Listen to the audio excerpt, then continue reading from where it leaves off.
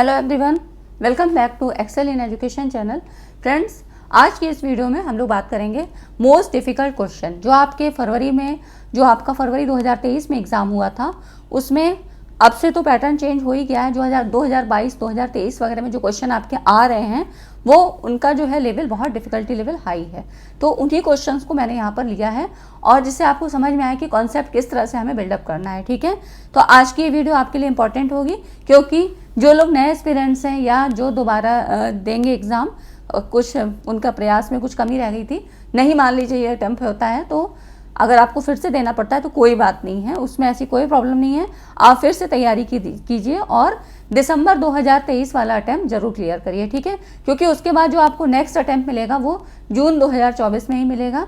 तो ये एक अच्छा मौका है जिसको आप अपनी अच्छी तैयारी करके इसको टारगेट कर सकते हैं। ठीक है, तो आज की इस वीडियो में हम लोग यही सारी चीज़ें जो आपका 28 फरवरी 2023 को ये एग्ज़ाम हुआ था, सेकेंड शिफ्ट का पेपर था, तो इसी को हम लोग फर्स्ट पेपर को डिस्कस करेंगे। इंपॉर्टेंट क्वेश्चन है, थोड़ा सा आप समझिएगा कि किस तरह से क्वेश्चन पूछे जा रहे हैं ना, क्योंकि क्वेश्चन आपको बहुत सारे PYQ सॉल्व करने हैं और कुछ नए कॉन्सेप्ट ऐसे जुड़ते जा रहे हैं।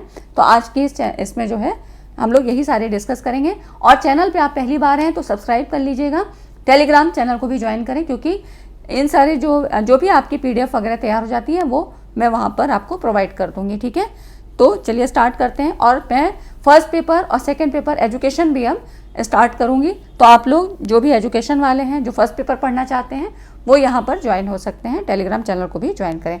चलिए स्टार्ट करते हैं। और देखिए यहाँ पर ये क्वेश्चन है, ये 2023 में ही पूछे गए, 28 फरवरी का ही पेपर है। तो देखिए यहाँ पे कह रहा है, एक बालक सर्वप्रथम विविध वस्तुओं जैसे कि पुरुषों, महिलाओं, पशुओं, पक्षियों के मध्य भेद कर पाना सीखता है और बाद में वो एकल अवधारणा, मतलब यहाँ पर कह रहा है कि सिंगल कॉन्सेप्ट को निर्मित करने हेतु विभेदित अवधारणाओं को एक कर देता है।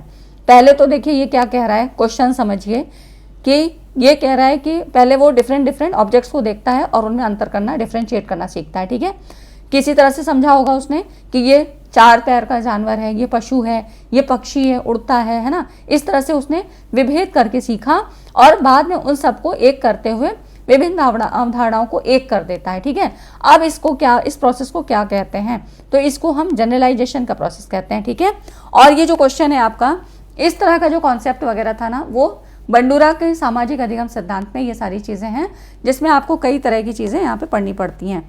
तो इसमें सामान्यीकरण के सिद्धांत में क्या है, देखिए लर्निंग थ्योरी से आपके क्वेश्चन काफ़ी बनते हैं, है ना। तो इन्हीं सारी थ्योरीज में अब देखिए सामान्यीकरण का सिद्धांत क्या है। सामान्यीकरण जो आपका एक अवधारणा है, इसके तहत एक बालक सर्वप्रथम विविध वस्तुओं जैसे कि मेल फीमेल के बीच में, पशु पक्षियों के मध्य जो है भेद करना सीखता है और बाद में फिर इन सबों को क्या है जनरलाइज कर देता है। चार्ल्स जुड द्वारा प्रस्तुत सामान्यीकरण का सिद्धांत, ये जो जनरलाइजेशन की थ्योरी थी किसके द्वारा दी गई, चार्ल्स जुड के द्वारा। ठीक है, ये कभी कभी ऐसे भी पूछा जाता है, लर्निंग थ्योरी का ही है। मैंने आपको बताया कि जो ट्रांसफर ऑफ लर्निंग की थ्योरीज हैं उसी से ये क्वेश्चन आपका बनता है। ठीक है, तो यहाँ पर इन्होंने बताया कि स्थानांतरण समान स्थिति से संबंधित पृथक तथ्यों के बजाय सामान्यीकरण के रूप में होता है। मतलब कहने का मतलब है कि जो ट्रांसफर ऑफ लर्निंग होती है ये यहाँ पर इसका जो है जनरलाइजेशन के फॉर्म में ट्रांसफर होता है। ठीक है, जैसे कि आप कोई एक चीज़ सीखते हैं, मान लीजिए इसको ऐसे समझिए कि जैसे कि आपको साइकिल चलानी आती है तो आपको क्या है स्कूटी या बाइक चलाने में प्रॉब्लम नहीं होगी। थोड़ा बहुत आप उसके फंक्शंस को समझते हैं और उसके बाद आपको पता है कि ऐसे मुझे हैंडल पकड़ना है, सीधा रखना है, ऐसे ब्रेक लगाना है, बाकी चीज़ें एक्सीलरेटर का क्या काम है। ठीक है, तो ये सारी चीज़ें आपको समझ में आ जाती हैं क्योंकि आपको साइकिल चलाना आता है। तो जो साइकिल चलाने की लर्निंग थी वो आपने यहाँ पर ट्रांसफ़र की है, तो यही हो जाती है ट्रांसफ़र ऑफ लर्निंग। ठीक है, तो यही चीज़ है। तो एक बार शिक्षार्थी द्वारा स्थापित किए गए और समझ किए गए सिद्धांत को इन्हें वो एप्लीकेशन के रूप में अन्य स्थितियों में सीखने में मदद करते हैं और यही हो जाता है सामान्यीकरण का सिद्धांत। इस जनरलाइजेशन के फैक्ट को आप रिसर्च वगैरह में भी पढ़ते हैं, जहाँ पे हम सैंपल लेते हैं, एक पॉपुलेशन होता है, पॉपुलेशन बड़ा समूह होता है, उसके बाद सैंपल लेते हैं, फिर उससे जो रिजल्ट आता है, मतलब रिसर्च करने के बाद जो भी रिजल्ट आता है वो हम मान लेते हैं कि ये पॉपुलेशन पर भी ये अप्लाई किया जा सकता है ना। तो यही हो जाता है जनरलाइजेशन। ठीक है, तो इस तरह से ये कॉन्सेप्ट आपसे पूछे जा रहे हैं। अब देखिए यहाँ पर यहाँ एक फिल इन द ब्लैंक है, इसको आपको कंप्लीट करना है।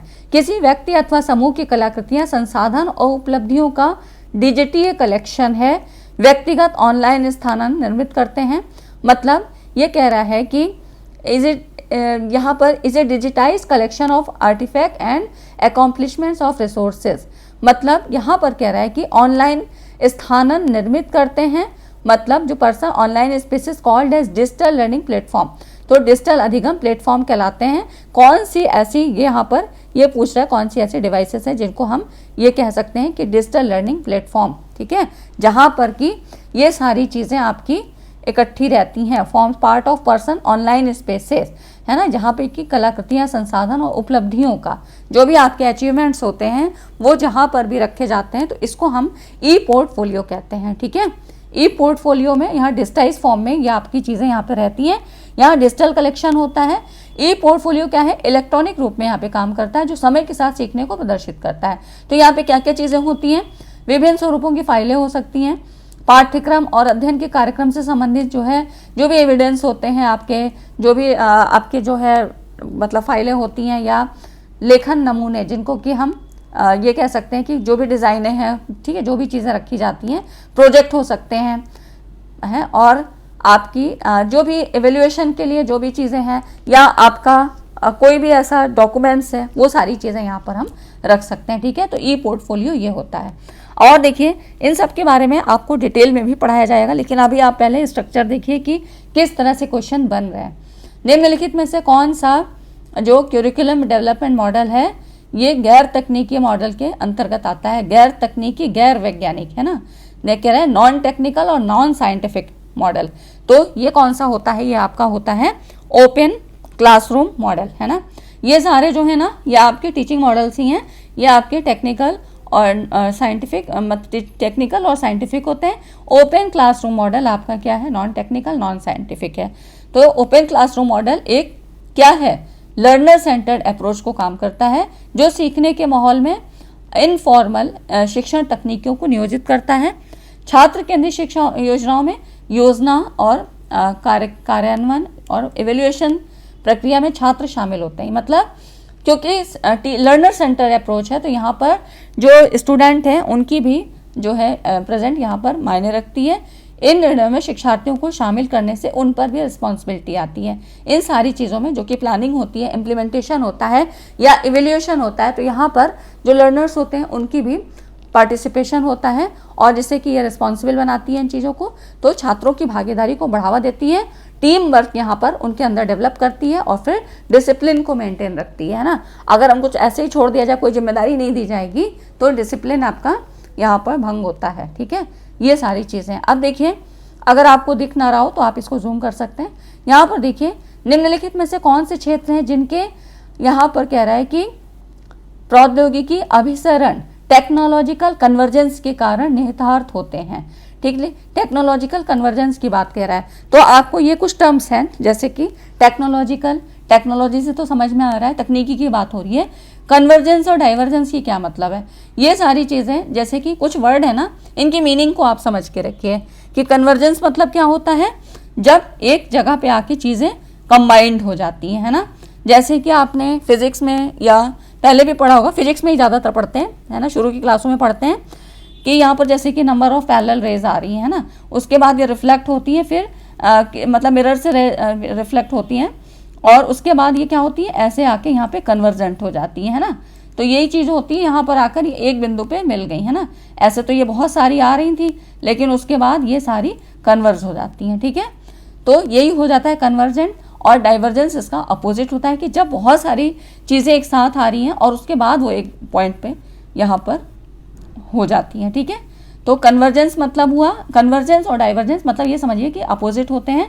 कन्वर्जेंस का मतलब कि अलग अलग फील्ड के चीज़ें हैं, और मतलब अगर टेक्नोलॉजिकल कन्वर्जेंस की बात करें तो ये तब होता है जब दो या दो से अधिक अलग अलग संस्थाएं क्लोजली इंटीग्रेटेड हैं और अधिक बारीकी से क्या होती हैं, ये एक मतलब एक साथ हो जाती हैं, यूनिफाइड रूप में यहाँ पर काम करती हैं। और जैसे जैसे इनका डेवलपमेंट होता जाएगा तो ये और एडवांस टेक्नोलॉजी होती जाती है। जैसे कि एग्जाम्पल के तौर पे कहें तो टेक्नोलॉजिकल कन्वर्जेंस मतलब हम व्यवहारिक उदाहरण अगर लें तो जैसे कि वॉचेस, टेलीफोन्स है, टेलीविज़न है, कंप्यूटर है, सोशल मीडिया, ये सब अलग अलग शुरू हुए, लेकिन फिर क्या यूनिफाइड रूप में यहाँ पे परिवर्तित हो गए, है ना। तो यही चीज़ें हैं कि जैसे कि वॉच, घड़ी का काम क्या था आपका, घड़ी समय बताना। अभी आपके मोबाइल में और कंप्यूटर वगैरह में भी क्या होता है, डिजिटल जो है आप समय देख सकते हैं ना, डिजिटली देख सकते हैं। तो यही सारी चीज़ें हैं कि वो अलग अलग तो आए लेकिन फिर यूनिफाइड रूप में आ गए। तो अब यहाँ इस क्वेश्चन में क्या कह रहा है कि कौन कौन सी चीज़ें यहाँ इम्प्लीकेशंस होता है। तो अब इसमें देखिए, एग्रेसिव का तो कोई मतलब नहीं होता है, एग्रीगेसिव कम्युनिकेशन स्ट्रेटजी, तो ये तो कोई कम्युनिकेशन स्ट्रेटजी नहीं होती है। अब देखिए यहाँ पर ये आपका कम्युनिकेशन से संबंधित है, तो इसमें ये है इसका, यहाँ पर देखिए कम्युनिकेशन कंटेंट, ठीक है, और उसके बाद यहाँ पर है वर्क ऑफ कम्युनिकेशन प्रोफेशनल, ठीक है, और ठीक है, और उसके बाद स्ट्रक्चर ऑफ कम्युनिकेशन ऑर्गेनाइजेशन, ठीक है, मतलब यहाँ पे स्ट्रक्चर ऑफ डिफरेंट पब्लिक्स, इसका कोई मतलब नहीं होता है ना। तो ये वाला नहीं होगा आपका, बाकी ये ऑप्शन होंगे बी, सी और ई, है ना। तो ये आपका राइट ऑप्शन है, ठीक है। तो कन्वर्जेंस एंड डाइवर्जेंस आपको समझ में आ गया होगा। नेक्स्ट आप देखिए, यहाँ पर दो स्टेटमेंट दिए हैं, स्टेटमेंट के फॉर्म में है, कम्युनिकेशन का ही है।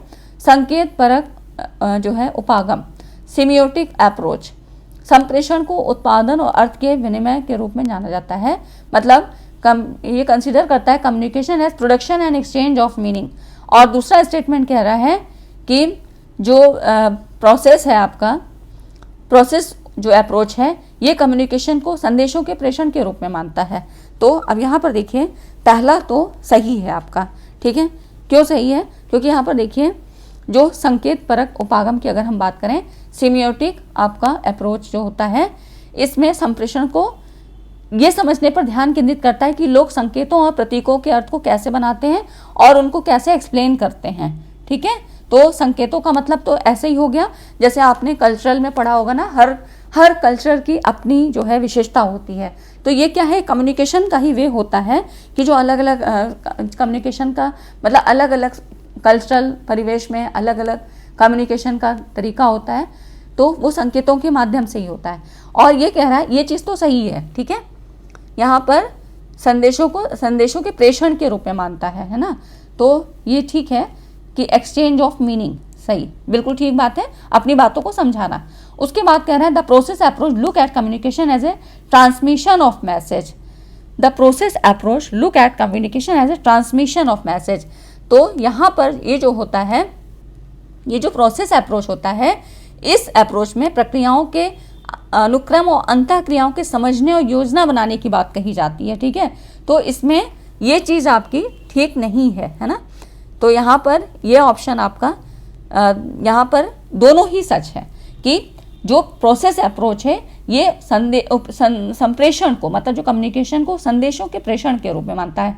प्रोसेस किसी चीज़ का कैसे होता है, जो आगे चीज़ कन्वे की जाए, है ना, एक प्रॉपर वे में चीज़ें होती रहें। तो यहीं पे है, यहाँ पर जो आपका सेमियोटिक अप्रोच है ये कह रहा है कि एक्सचेंज ऑफ मीनिंग के रूप में, अपनी बातों को समझाने के रूप में, और यहाँ पर ये कह रहा है process approach look at communication as a transmission of message, ठीक है, मैसेज को ट्रांसमिट करने की बात कह रहा है। तो ये दोनों ही स्टेटमेंट यहाँ पर सही हो जाते हैं, बोथ स्टेटमेंट्स आर ट्रू, ठीक है।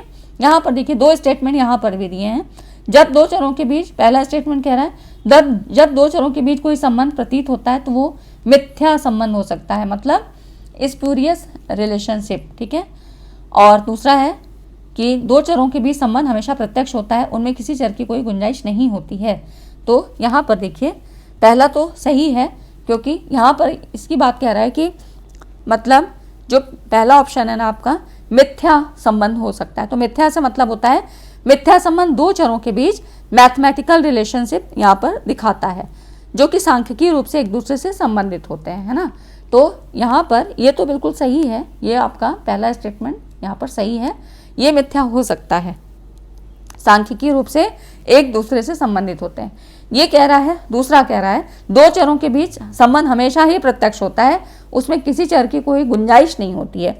तो डायरेक्ट और इनडायरेक्ट का मतलब क्या हुआ, डायरेक्ट का मतलब ये हुआ कि दोनों जो वेरिएबल्स हैं, आपके दो वेरिएबल्स हैं, वो एक दूसरे के साथ रिलेट करेंगे। कैसे कि अगर एक बढ़ेगा तो दूसरा भी बढ़ेगा, ठीक है, और एक घटेगा तो दूसरा, ये डायरेक्ट हुआ।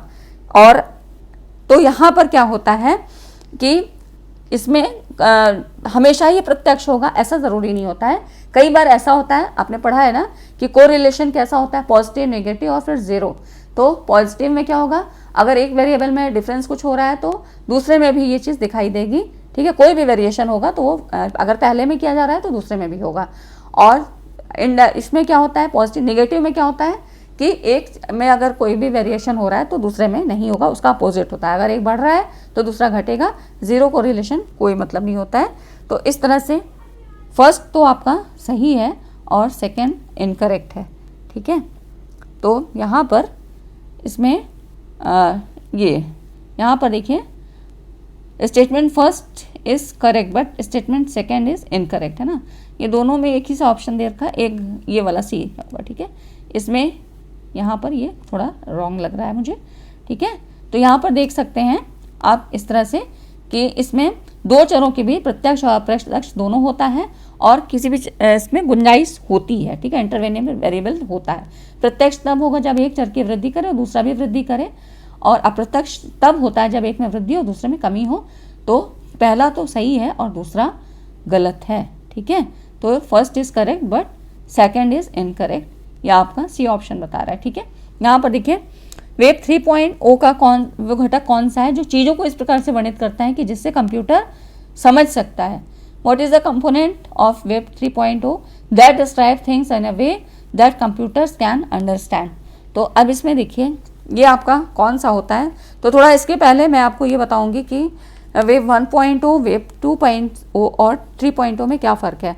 तो देखिए वेब 1.0 क्या है, वो वेबसाइट होती है जिन पर यूज़र्स जाकर सिर्फ डेटा को पढ़ सकता है और देख सकता है, कोई चेंज नहीं कर सकता है, ठीक है। और ना ही कुछ भी कमेंट कर सकता है, अपनी कोई भी प्रतिक्रिया वहाँ पर नहीं दे सकता है, ठीक है।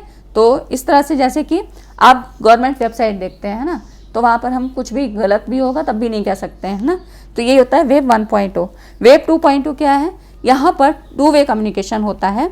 जो कंटेंट है मतलब जो एडमिन है, मतलब एडमिन जो है उसके द्वारा शेयर किए गए कंटेंट पर यूज़र भी कमेंट कर सकता है। जो भी वो वहाँ पर कंटेंट प्रोवाइड कर रहा है तो उस पर यूज़र भी वहाँ पे कमेंट कर सकता है और उस कंटेंट को यूज़र भी एडिट कर सकता है ना। जैसे कि इसमें आते हैं कौन कौन से, जैसे कि ब्लॉग्स हैं, सोशल नेटवर्क और आपकी सोशल नेटवर्क साइट्स हैं, विकिपीडिया, ये सारी चीज़ें आती हैं, ठीक है। और आपका वेब 3.0 क्या है, यहाँ का जो मेन फीचर होता है वो डिसेंट्रलाइज होता है, डिसेंट्रलाइजेशन और ब्लॉकचेन टेक्नोलॉजी, ठीक है। ये दो टर्म्स याद रखिएगा वेब 3.0 में। अभी थोड़ा सा बता रहे हैं, उसके बाद जब हम आईसीटी पढ़ेंगे ना तो इन सारी चीज़ों को डिटेल में पढ़ेंगे, क्योंकि यहाँ से मैंने देखा काफ़ी क्वेश्चन आपके ऐसे बनते हैं। तो डिसेंट्रलाइजेशन से मतलब जो भी कंट्रोल होगा वो आपके स्वयं के हाथ में रहेगा, यहाँ पर अदर किसी भी अथॉरिटी की ज़रूरत नहीं है। ब्लॉकचेन क्या है, वेबसाइट का डेटा बहुत सारे ब्लॉक, मतलब कंप्यूटर के ऐसे ब्लॉक्स बना दिए जाते हैं, तो उसमें मतलब बहुत सारे ऐसे ब्लॉक में उसको डिवाइड कर दिया जाएगा और उस पर डाटा स्टोर रहेगा। तो अगर कोई प्रॉब्लम आती भी है, कोई हैकिंग किया कुछ इस तरह से कोई भी प्रॉब्लम आती है तो वहाँ पर क्या होगा, हैक करना मुश्किल होता है। अगर कोई प्रॉब्लम आ भी जाती है तो सिर्फ उसी ब्लॉक का जो सर्वर होगा वो डाउन होगा और पूरी वेबसाइट करप्ट नहीं होगी, ठीक है। तो वेब 3.0 का एक और मेन फीचर ये होता है कि डाटा का कंट्रोल किसी के पास नहीं होगा और ये काफ़ी फिर फास्ट होता है। तो ये जो है ना आपका वेब 3.0, ये आर्टिफिशियल इंटेलिजेंस AI के आधार पर कार्य करता है, ठीक है। अब हम इसके आंसर पे आते हैं, क्योंकि ये चीज़ें थोड़ा आपको बेसिक चीज़ें आपको पता होनी चाहिए, इसीलिए मैंने आपको थोड़ा सा बताया। तो इसका देखिए राइट ऑप्शन आपका हो जाएगा कि यहाँ पर सिमेंटिक वेब, ठीक है। तो इसमें आपका ये जो हो जाएगा सिमेंटिक वेब होगा, अर्थगत है ना जिसको कहते हैं। तो यहाँ पर इसको देख सकते हैं कि जो सिमेंटिक वेब 3.0 का घटक है जो चीज़ों को उस प्रकार से वर्णित करता है जिसे कंप्यूटर समझ सकता है ना। तो ये क्या है, तीसरी पीढ़ी के इंटरनेट के रूप में जाना जाता है और ये उपयोगकर्ताओं के लिए अधिक बुद्धिमान और कनेक्टेड वेब अनुभव विकसित करने के उद्देश्य से यहाँ पर डेवलप किया गया है। और आर्टिफिशियल इंटेलिजेंस जो कि मैंने आपको पहले बताया ना AI के द्वारा संचालित होता है। तो AI क्या करता है, हम कोई भी चीज़, जैसे आपने ChatGPT सुना होगा, तो अगर हम कोई चीज़ जानना चाहते हैं ना तो हम तुरंत वहाँ पर करते हैं, मतलब उसको सर्च करते हैं और वो तुरंत हमें रिप्लाई देता है ना। तो यही चीज़ है कि वो सिमेंटिक होता है, ठीक है। यही सारी चीज़ें आपको सब समझनी है। मतलब तो जो वेब 3.0 है ये डिसेंट्रलाइज है और मशीन लर्निंग और AI द्वारा संचालित होता है, ठीक है। तो ये सारी चीज़ें मैं आपको डिटेल में भी बताऊंगी, आज हम लोग थोड़ा सा इसके बारे में देख लेते हैं। अब देखिए यहाँ पर कह रहा है यूजीसी द्वारा जो आपके इंस्टीट्यूट ऑफ हायर लर्निंग है, अधिक उच्चतर अधिगम संस्थानों में प्रारंभ किए गए विद्यार्थी प्रवेश कार्यक्रम, जो स्टूडेंट इंडक्शन प्रोग्राम जिसको बोलते हैं, SIP के कौन कौन से लक्ष्य हैं। तो पहले तो आपको ये समझना होगा ना SIP क्या होता है, स्टूडेंट इंडक्शन प्रोग्राम क्या है, SIP। जो इसका स्टूडेंट इंडक्शन प्रोग्राम का उद्देश्य क्या है, नए छात्रों को नए वातावरण में समायोजित करने, एडजस्ट करने और सहज महसूस करने में, मतलब वो वहाँ जाके कंफर्टेबली फील करें और उनमें संस्थान के लोकाचार और संस्कृति को विकसित करना, और जो भी उनके और भी है ना सीनियर्स वगैरह, उनके साथ संबंध बनाने में मदद करना। ठीक है, तो इस तरह से इसका ये पर्पज़ होता है कि वो अपने को वहाँ जाके एडजस्ट कर सके और उनको पूरा सहयोग मिले। यही सारा चीज़ होता है self induction, student induction program SIP, कि वहाँ पर वो अपने को अनकंफर्टेबल ना फील करें। ठीक है, तो ये चीज़ें होती हैं। अब इसमें देखिए आपको कौन कौन से इसके ऑप्शन सही होंगे। तो इसके अकॉर्डिंग अगर आपको इतना बताया जाए तो यहाँ पर देखिए इसमें है आपका उच्चतर शिक्षा संस्थान की भावनात्मक या बौद्धिक ऊर्जा मूल्यों को मन में बैठाना। ठीक है, और उसके बाद देश के प्रमुख शिक्षा, तो इसमें इंफ्रास्ट्रक्चर से कोई मतलब नहीं होता है, ये नहीं है। और उसके बाद या निहित क्षमताओं को विकसित करना, उच्चतर शिक्षा के नए प्रवेशकों में एक सकारात्मक, ठीक है, पॉजिटिव एटीट्यूड की बात लाना। ठीक है, ये हो गया आपका। और नेक्स्ट है आपका आत्मीयता की, घनिष्ठता की भावना और विशेषाधिकार उत्तरदायित्व संबंधी जागरूकता का पोषण करना। ठीक है, तो ये सारे इसके ऑप्शन ये सही हो जाएंगे आपके। तो यहाँ पर देख सकते हैं SIP क्या होता है, और उसके बाद ये आप इसका आंसर भी देख सकते हैं। नेक्स्ट है आपका भारत में राष्ट्रीय महिला शिक्षा परिषद के निम्नलिखित में से कौन से कार्य थे। तो यहाँ पर National Council for Women's Education की बात कह रहा है। तो इसमें देखिए इसके कौन कौन से कार्य थे। तो यहाँ पर इसको देख सकते हैं, राष्ट्रीय महिला परिषद की स्थापना 1958 में की गई थी। सब ये आपके हायर एजुकेशन के सवाल हैं। ठीक है, तो यहाँ पर इसमें इसके ये सारे काम थे। महिलाओं की शिक्षा से संबंधित मुद्दों पर संघ सरकार को सलाह देना, स्वैच्छिक संगठनों को शामिल करना, महिलाओं की शिक्षा से संबंधित, महिलाओं की शिक्षा की प्रगति का आवधिक रूप से यहाँ पर जो है प्रोग्रेस क्या मतलब असेसिंग करना। ठीक है, असेसमेंट करना। तो इस तरह से ये सारी चीज़ें इससे संबंधित थी, जिसमें आपका ये हो जाएगा राइट ऑप्शन B, C और आपका D। ठीक है, तो ये सारी चीज़ें हमको सब पढ़नी है। और फ्रेंड्स वीडियो अच्छा लगा हो तो लाइक एंड शेयर ज़रूर करिएगा, क्योंकि बहुत मेहनत से काफ़ी चीज़ें देखनी पड़ती हैं और फिर उनका एक्सप्लेनेशन तैयार करना पड़ता है, और ये सोच के कि क्या क्या चीज़ें और पूछी जा सकती हैं। तो बहुत चीज़ें मतलब मेहनत लगती है, तो आप लोग लाइक नहीं करते हैं तो मेरा मोटिवेशन भी डाउन होता है। अब यहाँ पर देखिए अगला क्वेश्चन है और ये लास्ट क्वेश्चन है, भारत में प्राचीन काल के दौरान कौन से ऐसे विश्वविद्यालय थे जिनका विहारों के साथ संबंध के रूप में ये विकसित हुए। तो अब इसमें देखिए नालंदा है, नवदीप है, ओदनपुरी और कांची। तो इसके बारे में मैंने वीडियो बना रखी थी, तो आप लोग उन वीडियोज़ को भी देखिए, क्योंकि वो अभी सब बनाई हुई हैं और उसमें सारा कंटेंट आपको एक्सप्लेनेशन साथ में दिया हुआ है, साथ ही क्वेश्चन भी कराए गए हैं और नए कॉन्सेप्ट हैं उनको भी मैंने वहाँ डिटेल में समझाया है। ठीक है, बस वहाँ पर ये हो सकता है कि आपको इंग्लिश में वहाँ पे उसका ट्रांसलेशन नहीं मिलेगा, क्योंकि उस समय नहीं हो पाया था। ठीक है, लेकिन अब मैं आपको साथ साथ इंग्लिश का भी दूंगी, तो इस तरह से आप देख सकते हैं। ठीक है, अपनी तैयारी को यहाँ पर मजबूत कर सकते हैं। तो इसका देखिए यहाँ पर नालंदा और ओदंतपुरी है ना, ये जो है आपका A एंड C ऑप्शन। अब इसकी थोड़ा सा यहाँ पर देख लीजिए, जो नालंदा और ओदनपुरी विश्वविद्यालय थे, नालंदा क्या था, इसकी स्थापना गुप्त वंश के शासक द्वारा, गुप्त प्रथम द्वारा यहाँ पर हुई थी। एक आवासीय विश्वविद्यालय था, रेजिडेंशियल था। यहाँ इंग्लिश वाले भी देख सकते हैं, रेजिडेंशियल यूनिवर्सिटी थी। मेन सेंटर था किसका, एजुकेशन ऑफ बुद्धिज्म का। ठीक है, तो अब यहाँ पर आप देख सकते हैं। तो और ओदंतपुरी ये क्या था, गोपाल द्वारा बिहार में की गई थी। ठीक है, और ये भी विश्वविद्यालय भारत का एक प्राचीन विश्वविद्यालय था, जो कहाँ पर, बिहार के शरीफ, बिहार शरीफ में स्थित है। ठीक है, तो ये बौद्ध धर्म के लिए था नालंदा, है ना, यही तो कह रहा है बिहारों के रूप में। बिहार किससे संबंधित थे, बौद्ध धर्म से संबंधित थे। तो बौद्ध धर्म की शिक्षा के केंद्र कौन हुए, तो ये नालंदा था, बहुत ही फेमस था। और उसके बाद ये जो ओदंतपुरी था, ये भी बिहार में इसकी की गई थी, और ये तंत्र विद्या की शिक्षा का प्रमुख केंद्र था। ठीक है, तो यहाँ पर देखिए बौद्ध धर्म की शिक्षा का, और ये तंत्र विद्या के लिए प्रसिद्ध था। तो इस तरह से यहाँ के जो प्रमुख विद्वान थे, महारक्षित और शीलरक्षित। ठीक है, तो आप इसको यहाँ पर देख सकते हैं, प्रोमिनेंट स्कॉलर्स कौन थे यहाँ पर, महारक्षित एंड शिलारक्षित। ठीक है, तो इसको आप देख सकते हैं, और इसमें आपको जो भी पॉइंट्स लगते हैं इंपॉर्टेंट, आप नोट करते चलिए। मैंने आपको बताया भी था कि उसमें स्ट्रेटजी बताई थी। अगर आपने देखा हो वीडियो, ना देखा हो तो उसको भी देख लीजिए। इस तरह से मैंने आपको बता रखा है, बुक्स के बारे में भी बता रखा है, साथ ही स्ट्रेटजी आपकी कैसी होनी चाहिए वो भी मैंने आपको गाइड किया था। अगर अच्छी लगे तो उस तरह से फॉलो करिएगा, वरना आपकी मर्जी है, जैसा भी आप चाहें। बस टारगेट हमारा ये होना चाहिए कि हमें दिसंबर 2023 का एग्जाम क्रैक करना है, ठीक है, JRF क्लियर करना है।